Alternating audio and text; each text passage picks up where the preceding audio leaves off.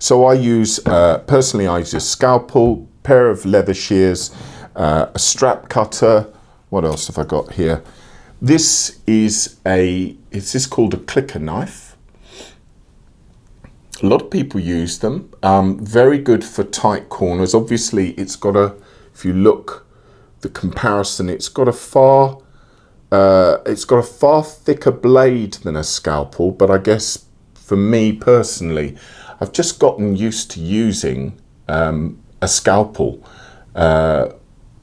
often, to be honest with you, and it's become my sort of preferred way of cutting leather. Although on occasion, depending on the leather thickness, I will use a clicker knife. Now there are, what other options have we got? That really is, for me, that is the core of the cutting. You know, you've got various different craft knives that are out there. You've also got the Stanley knives from the DIY industry. And again, horses for courses, you know, it's what do you work better with? Sometimes if you've got a smaller hand, you'll find a smaller tool will be far better to get that accuracy. You have to bear with me today. We've got the light keeps changing, sound, wind and all the rest of it, so bear with. Obviously we will do as much as possible to adjust those things in production just before you get this, but bear with me if it suddenly gets a bit dark. So my preferred personally is the scalpel. For me it gives a really beautiful cut, and it doesn't matter on the thickness of the leather either. Now this is an option.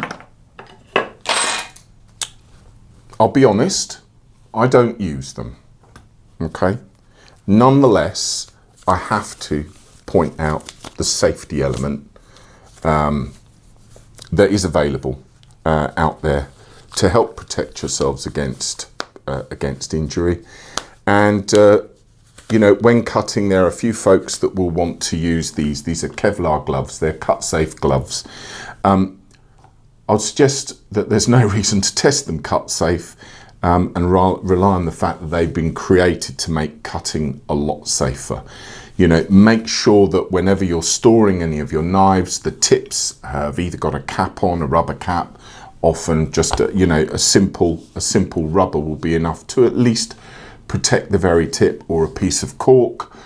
Something basically that is going to protect you from stabbing yourself or anybody picking them up in the wrong way from stabbing themselves, making sure that they're stored properly, and just really being very, very attentive whenever you're using any of these tools, to be honest with you, because even small sort of momentary lapses of concentration could potentially end in an accident.